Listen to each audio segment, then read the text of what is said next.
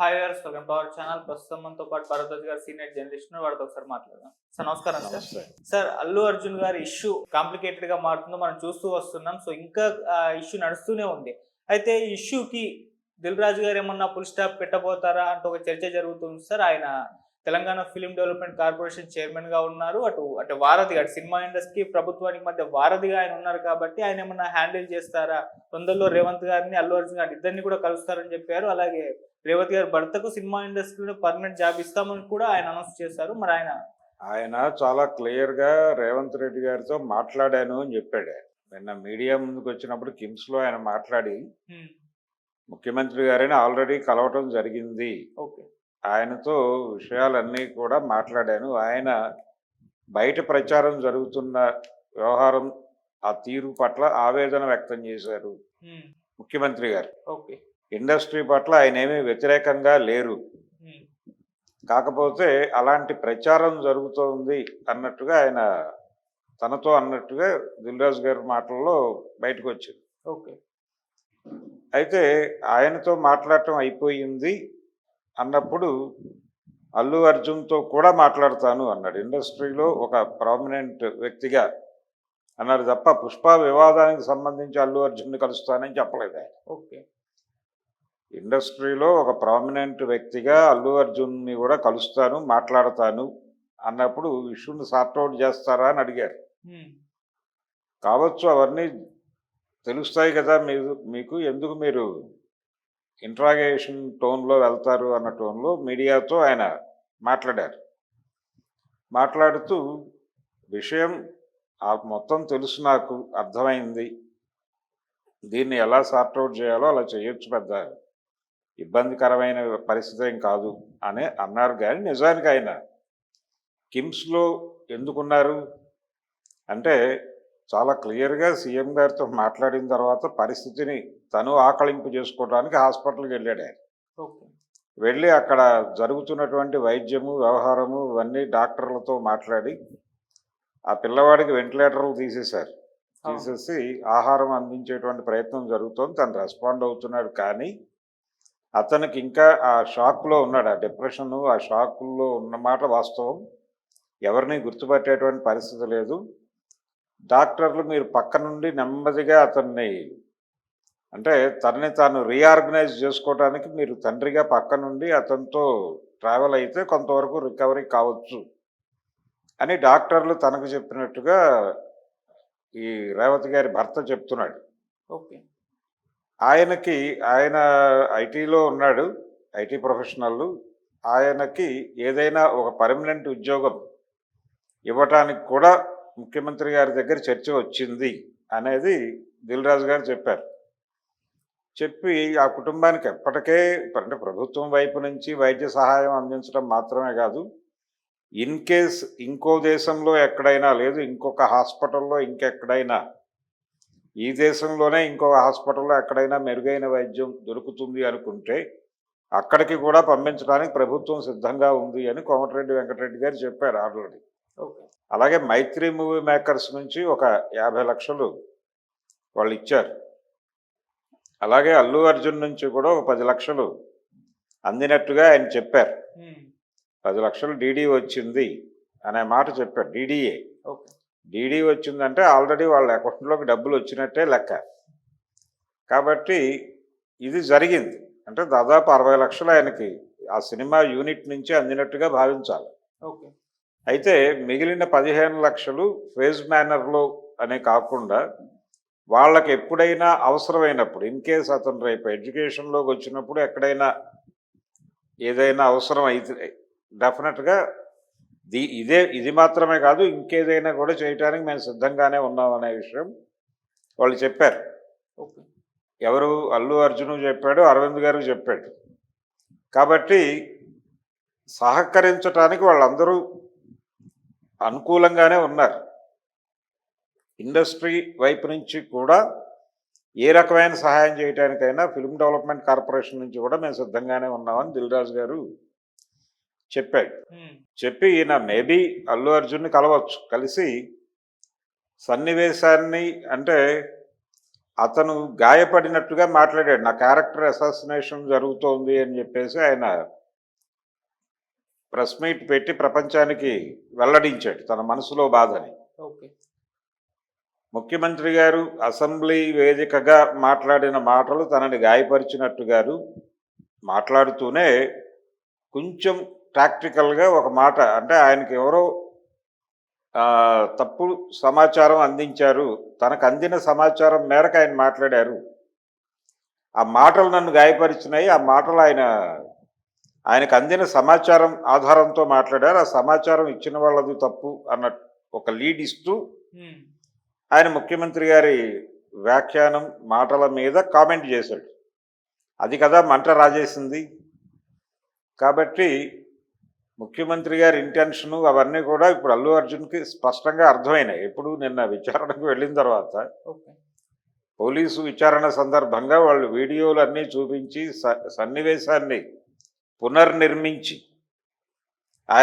ఆయన మాటల్లో దొర్లినటువంటి అపసవ్యతను కూడా ఆయనకి వివరించి, ఆయన మొదటి వీడియోలో ఏం మాట్లాడారు, సక్సెస్ మీట్లో ఏం మాట్లాడారు, తర్వాత ముఖ్యమంత్రి గారి అసెంబ్లీ వేదికగా ముఖ్యమంత్రి గారి ప్రసంగం నడిచిన తర్వాత గాయపడి ఏర్పాటు చేసినటువంటి ప్రెస్ మీట్లో ఏం మాట్లాడారు, వీటి మధ్య ఉన్నటువంటి వైరుధ్యాలు ఏమిటి, ఈ వైరుధ్యాలకి కారణాలు ఏమిటి, అసలు జరిగింది ఏమిటి, బిహేవ్ చేసిన పద్ధతి ఏమిటి, వీటన్నిటికీ సంబంధించి వాళ్ళు ఆయనకి పూర్తిగా వీడియో సహితంగా వివరించి ఇలా ఎందుకు మాట్లాడాల్సి వచ్చింది అంటే, జరిగిన సంఘటనలో అక్కడ మీ పాత్రని మీరు, థియేటర్ యాజమాన్యం తన పాత్రని తాను స్వీకరించడానికి ఎందుకు ఇబ్బంది పడ్డారు, ఎందుకు నెపాన్ని పక్కకి నెట్టేసే ప్రయత్నం చేశారు అనేదే ప్రధానంగా అక్కడ నడిచింది. అయితే సన్నివేశం మొత్తం ఈ విచారణ సందర్భంగా వ్యక్తమైనటువంటి భావాలు, కనిపిస్తున్న వాస్తవాలు ఇవన్నీ చూసి ఆయన కొంచెం ఎమోషనల్ అయినట్టుగా సమాచారం బయటకు వచ్చింది. ఎమోషనలైజ్ అవటంతో పాటు ఆయన కొంత తన వైపు నుంచి కూడా తప్పు జరిగినట్టుగా అంగీకరించినట్టుగా కూడా ఒక మాట బయటకు వచ్చింది. ఇది అధికారిక ప్రకటన కాదు. మనకి అక్కడ ఆ స్టేషన్ నుంచి రిపోర్ట్ చేసినటువంటి రిపోర్టర్లు, అలాగే వివిధ మాధ్యమాలలో బయటకు వచ్చినటువంటి ఒక అంశం ఇది. అయితే దీనికి కొంత వ్యాలిడిటీ ఉంది. ఎందుకంటే మెయిన్ స్ట్రీమ్ మీడియాలో కొంచెం విలువ ఉన్నటువంటి ఏజెన్సీల నుంచే ఈ మాట బయటకు వచ్చింది. సో ఆయన నెమ్మదిగా ఒక రకమైనటువంటి కన్ఫెసివ్ టోన్లోకి వస్తున్నాడు అనేది అర్థమవుతుంది. నిన్న విచారణ తర్వాత ఆయన కొంచెం, అంటే మొత్తం సన్నివేశం అర్థమైంది ఆయనకి, ఎందుకు ఇలా మొత్తం తనకు వ్యతిరేకంగా మారుతోంది, ఈ మారటం వెనకాల తన వైపు నుంచి జరుగుతున్నటువంటి లోపాలు ఏమిటి అనేది అర్థం చేసుకోవటానికి ఆయనకు 3.5 గంటల టైం పట్టింది. ఈ 3.5 గంటల్లోనూ తన వైపు నుంచి జరుగుతున్నటువంటి తప్పుల గురించి ఆయనకు ఒక అవగాహన ఏర్పడింది అనేది మనకు అర్థమైంది. అందుకనే ఆయన కొంచెం కన్ఫెసివ్ టోన్లోకి మారాడు. ఆయన కన్ఫెసివ్ టోన్లోకి మారితే సమస్య పరిష్కారం అయిపోయినట్టే, దాన్ని ఎవరూ క్లియర్ చేయక్కర్లేదు. ఆయన వెరీ ఫస్ట్ డేనే ఈ మాట చెప్పుంటాయి. నేను మొదటి నుంచి చెప్తున్నాను ఆ మాట. ఆయన మొదటి ప్రకటన, మొదటి వీడియో, జరిగిన సంఘటనలో మా వైపు నుంచి కూడా తప్పులు దొర్లి ఉండొచ్చు, థియేటర్ యాజమాన్యం నుంచి జరిగి ఉండొచ్చు, అలాగే యూనిట్ వైపు నుంచి జరిగి ఉండొచ్చు, మా పిఆర్ టీం నుంచి జరిగి ఉండొచ్చు, ఎవరి వైపు నుంచి జరిగినా ఇన్ టోటల్గా దానికి రెస్పాన్సిబిలిటీ నేను తీసుకుంటూ క్షమాపణ వేడుకుంటున్నాను ప్రభుత్వాన్ని, ప్రజలని కూడా అని ఉంటే చాలా గౌరవప్రదంగా ఉండేది. దానికంటే ముందు అసలు ఆయన ఇన్సిడెంట్ జరిగింది అని తనకు తెలియగానే, ఏది పోలీస్ ఆఫీసర్ల నుంచి తనకి విషయం తెలిసిన మరుక్షణం సినిమాని వదిలిపెట్టి వాళ్ళతో పాటు వెళ్ళి వాళ్ళ సమక్షంలోనే ఆ బాడీని చూసి అక్కడే నివాళులు అర్పించి ఇమ్మీడియట్గా పిల్లవాడి దగ్గరికి వెళ్ళి అతని పరిస్థితి ఏంటో గమనించి ఆ కుటుంబానికి భరోసా ఇచ్చి అక్కడి నుంచి స్టేషన్కి వచ్చి ఫర్దర్గా జరగవలసిన ప్రొసీజర్ ఏంటనేది తనే ఆర్గనైజ్ చేసి తనే మర్నాడు పొద్దున్నే వెళ్ళి సినిమాటోగ్రఫీ మినిస్టర్ని కలిసి ఆయన ద్వారా సీఎంని కలిసి రిలీఫ్ మెజర్స్ ఏమిటి, మేము ఏం చేయాలి, మీ ద్వారానే చేస్తాం ఏదైనా సరే అనేది అలా గనక తను ఆ ఒక్కరోజు చేసుంటే సమస్య ఇక్కడ దాకా వచ్చేది కాదు. ఆ రోజే ఆయన్ని ఓదార్చి ఇంటికి పంపించేవాడు రేవంత్ రెడ్డి స్వయంగా. అది జరగల. మీరు ఎప్పుడైతే జరిగిన వ్యవహారంలో మా ప్రమేయం లేకుండా జరిగింది, అది కేవలం యాక్సిడెంటు అని మాట్లాడటం మొదలుపెట్టారో, పైగా పోలిక తెచ్చారు ఆయన. ఏది గతంలో చిరంజీవి గారి సినిమాలకి హెవీ క్రౌడ్ వచ్చి థియేటర్ల దగ్గర చనిపోయిన సందర్భాలు ఉన్నాయి, పవన్ కళ్యాణ్ సినిమాలు విడుదలైనప్పుడు జరిగిన సందర్భాలు ఉన్నాయి. ఆ సమయంలో ఆ సినిమాల్లో నేను లేకపోయినా కానీ నేను వెళ్ళాను సంఘటనా స్థలానికి అని చెప్పాడు ఆయన. ఆ సంఘటనలకి ఈ సంఘటనకి ఒక తేడా ఉందనే విషయం ఎవరూ మాట్లాడట్లా. అక్కడ టిక్కెట్ల కోసం జనం స్వచ్ఛందంగా ఘర్షణ పడి ఆ ఘర్షణలో చనిపోయారు. అది అందులో వీళ్ళ ఎవరి బాధ్యత లేదు, చిరంజీవి బాధ్యత లేదు, పవన్ కళ్యాణ్ బాధ్యత లేదు. థియేటర్ యాజమాన్యం రోల్ ఉంటే ఉంటుంది. అంటే ఆ క్రౌడ్ను ప్రాపర్గా మేనేజ్ చేయలేకపోవడం అనేది ఒకటే లోపం. పాత రోజుల్లో ఎలా జరిగేదంటే థియేటర్కి 2 గేట్లు ఉంటే 2 గేట్లలో ఏ గేట్ తీస్తారో తెలియదు. ఈ గేట్ దగ్గర విపరీతంగా జనం ఉండేవాళ్ళు, ఆ గేట్ దగ్గర ఉండేవాళ్ళు. చాలా ఈ క్యూరియాసిటీ పెరిగిపోతున్న టైంలో వాళ్ళు వెళ్ళి ఒక గేట్ ఓపెన్ చేసేవాళ్ళు. ఓపెన్ చేసేసరికి యువతల గేట్ దగ్గర ఉన్న వాళ్ళు అవతల గేట్ దగ్గరికి పరిగెట్టేటప్పుడు మధ్యలో ఏమన్నా రోడ్డు కానుకుని ఉంటుంది థియేటర్ కాబట్టి, అక్కడ ఏమైనా డ్రైనేజీలు లాంటివి ఉంటే వాటిల్లో పడిపోయి గాయాల పాలు అవటం, ఈ పరిగెట్టే క్రమంలో పడిపోవటం, పడిపోయిన వాడిని కూడా పట్టించుకోకుండా పరిగెట్టుతూ తొక్కటం, అవయవాలు విరిగిపోవటం, ఇలాంటి రకరకాల డ్యామేజీలు. వీటితో పాటు బుకింగ్ కౌంటర్ల దగ్గర నుంచి గోడలు నిర్మించేవాళ్ళు చాలా దూరం, ఆ దానిలో ఇరుక్కుపోయి ఉండేవాళ్ళు. వాళ్ళ మీద నుంచి నడుచుకుంటూ వెళ్ళిపోయేవాళ్ళు కొంతమంది కౌంటర్ దగ్గరికి. ఈ ఘర్షణలో ఎవరైనా సరే గాలాడక చనిపోవటాలు ఇవి జరిగేవి, జనరల్గానే జరిగేవి. ఆ ప్రమాదాలు వేరు. అయితే ఇక్కడ జరిగింది ఏమిటి, ఇక్కడ టిక్కెట్లు ఆల్రెడీ సోల్డ్ అవుట్, టిక్కెట్లు కౌంటర్లో అమ్మలేదు. బుకింగ్ దగ్గర సంభవించిన ఘర్షణ కాదు ఇది. అందరి జేబుల్లోనూ టిక్కెట్లు ఉన్నాయి. అక్కడ లోపలికి వెళ్ళి ఇప్పుడు రేవతి గారు వారి కుటుంబము మొత్తం కూడా టిక్కెట్లు కలిగి ఉన్నారు. వాళ్ళు అలా వాళ్ళ వెహికల్ పార్క్ చేసుకుని లోపలికి వెళ్ళి సినిమా చూసి ఇంటికి వెళ్ళిపోవాలి. అది జరగాల్సిన ప్రొసీజర్. మీకు ఎప్పుడైనా సరే సినిమా థియేటర్ దగ్గర టిక్కెట్లు సోల్డ్ అవుట్ అయిపోయి హౌస్ఫుల్ బోర్డు పెట్టిన తర్వాత అక్కడ జనం ఉండరు, ప్రశాంతంగా ఉంటుంది. ఇక్కడ కూడా అదే ఎక్స్పెక్ట్ చేస్తారు ఎవరైనా. కానీ unwanted crowd with hero enter అయింది అక్కడ. దాన్ని అంగీకరించడానికి ఎందుకు మొహమాట పడ్డారు అనేది మాత్రమే ఇష్యూ. కాబట్టి ఆయన వైపు నుంచి దొర్లినటువంటి తప్పులన్నీ కూడా ఆయన అంగీకరించినట్టుగా మనకు అర్థమవుతోంది విచారణ సందర్భంగా. ఇది ప్రధానంగా చూడాల్సినటువంటి అంశం. అంటే తగ్గేదే లే అన్నటువంటి పుష్ప కొంచెం తగ్గుతున్నట్టుగా కనిపిస్తోంది. అది జరిగితే ఇష్యూ పరిష్కారం అయిపోయినట్టు, ఇంకేం లేదు అక్కడ. సో దిల్ రాజు గారు ఒకసారి వెళ్ళి మాట్లాడేస్తే, ఆయన ఎలాగో మాట్లాడతానని చెప్పాడు. ఆయన ముఖ్యమంత్రి గారితో మాట్లాడిన తర్వాత అక్కడ వ్యక్తమైనటువంటి భావాలన్నీ కూడా ఈయనకు చేరవేస్తాడు. ఇటువైపు నుంచి జరిగినటువంటి అపసవ్యతలు ఏమిటో ఆయనకు అర్థం చేయించే ప్రయత్నం చేస్తాడు. ఆయన అర్థం చేసుకోవడానికి సిద్ధంగా ఉన్నాడు ఇప్పుడు. సో ఇష్యూ సాల్వ్ అయిపోయే వాతావరణం అయితే కనిపిస్తుంది. ఇది ఘర్షణ పెంచుకోవాలి అని వాళ్ళు అనుకోవడం లేదు. దీని వెనకాల రకరకాల స్పెక్యులేటివ్ స్టోరీస్ అల్లేస్తున్నారు. ఇండస్ట్రీ వెళ్ళిపోతుంది, ఇంకో పావు గంటలో ఫిలిం నగర్ ఖాళీ అయిపోతుంది అన్న టోన్లో. జరిగితే మంచిదే, కానీ ఇది కాదు దానికి నేపథ్యం. ఆంధ్ర పరిశ్రమ ఆంధ్రాకి వెళ్ళిపోవటం మంచిదే.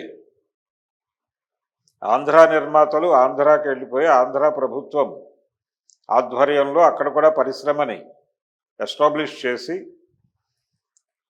ఆంధ్ర ప్రాంతపు కథలు, ఆంధ్ర ప్రాంతపు ప్రజల జీవితాలు, వాళ్ళ సాంస్కృతిక వైవిధ్యము, ఆ నేపథ్యంలో కథలు నిర్మాణం చేసుకుని వాళ్ళ జీవితాల్లో నుంచి పుట్టిన కథలను సినిమాలుగా చేసి అక్కడి నుంచి కూడా పాన్ ఇండియా సినిమాలు చేయవచ్చు. ఇక్కడ మర్చిపోతున్న విషయం ఏంటంటే లోకల్ సమస్యల్ని గ్లోబల్ ప్రపంచానికి చెప్పటమే టెక్నిక్. ఓకే. పాన్ ఇండియా కోసం ప్రత్యేకమైన కథలు ఉండటం కాదు, లేకపోతే గ్లోబల్ మార్కెట్ కోసం ప్రత్యేకమైన కథలు తయారు చేసుకోవటం అనే భ్రమ నుంచి బయటకు రావాలి.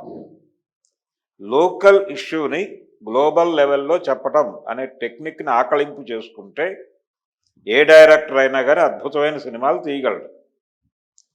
అది తెలియకే గందరగోళ పడుతున్నారు. కాబట్టి వాళ్ళు ఇప్పుడు హైదరాబాద్కి యాక్సెస్ ఉండేటువంటి ఏరియాలు, జగ్గైపేట ఆ ఏరియాల్లో ఎక్కడైనా వాళ్ళు డెవలప్ చేసుకుంటే మంచిదే.